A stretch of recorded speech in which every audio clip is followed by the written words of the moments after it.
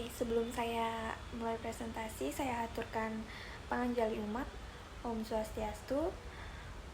Sebelumnya, perkenalkan nama saya Luribi Anggita Dewi dengan NIM 2417051195. Jadi di sini saya akan mempresentasikan hasil kerja saya di LKM kelima, yaitu dengan tugas latihan soal. Nah, langsung saja kita ke soalnya, yaitu bagaimana strategi membangun toleransi karena perayaan Nyepi yang bertepatan dengan Lebaran bagi umat Muslim. Nah, jawaban saya, Hari Nyepi merupakan perayaan umat Hindu yang bertujuan untuk melakukan penyucian diri melalui keheningan total. Nah, dalam menjalankan Nyepi, umat Hindu diwajibkan menaati catur berata penyepian yang mencakup 4 pantangan. Yang pertama itu ada amati geni, yang artinya tidak menyalakan api atau listrik. Yang kedua, amati lelungan, yang artinya tidak bepergian. Yang ketiga, amati karya, yang artinya tidak bekerja. Dan yang keempat, amati lelaungan, yang artinya tidak bersenang-senang. Nah, di sisi lain, Idul Fitri merupakan perayaan penting bagi umat Muslim yang menandakan akhir bulan Ramadan. Nah, perayaan ini identik dengan silaturahmi, berkumpul bersama keluarga, dan tradisi takbiran yang biasanya dilakukan dengan lantunan suara dari masjid maupun pawai keliling.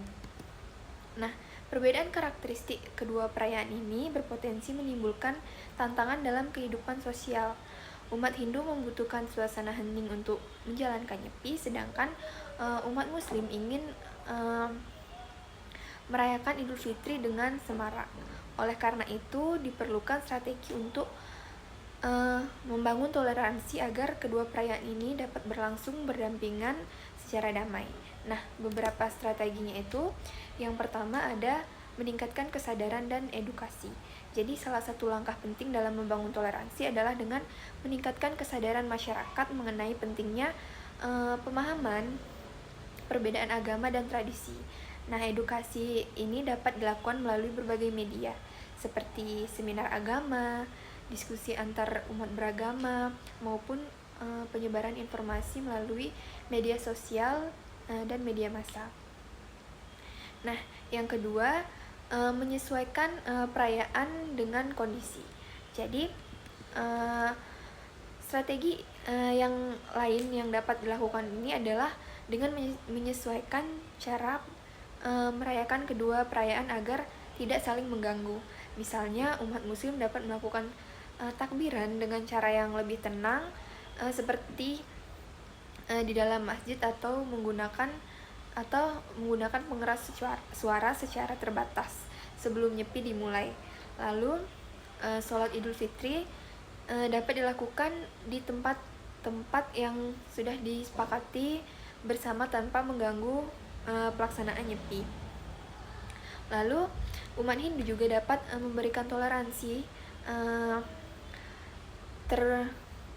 terbatas terhadap aktivitas Idul Fitri dalam hal yang tidak melanggar esensi Nyepi, misalnya dengan tidak mempermasalahkan penggunaan listrik di beberapa area tertentu.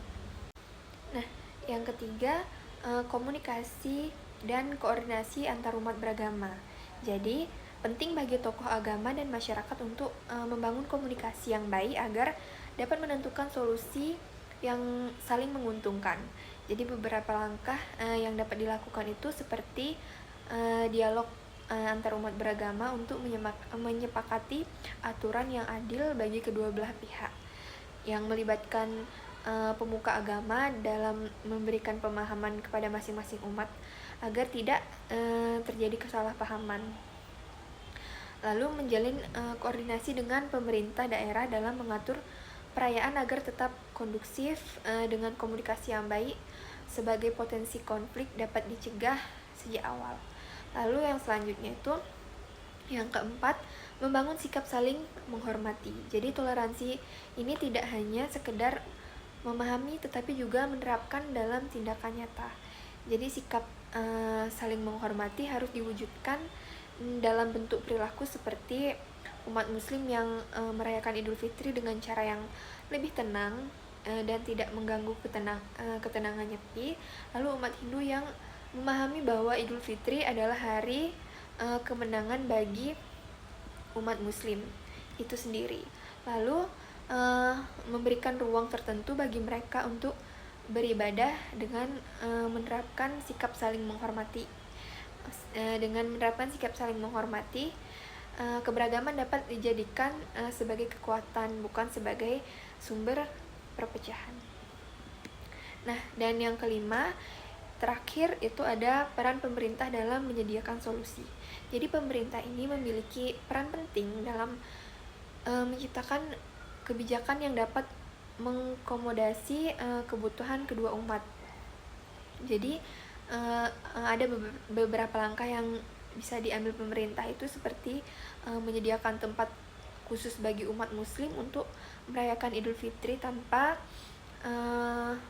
mengganggu jalannya Nyepi, lalu mensosialisasikan aturan secara luas agar tidak terjadi kesalahpahaman di masyarakat, dan mengatur kebijakan terkait penggunaan fasilitas umum seperti listrik dan transportasi agar tetap sejalan dengan aturan Nyepi tanpa menghambat umat muslim dalam beribadah.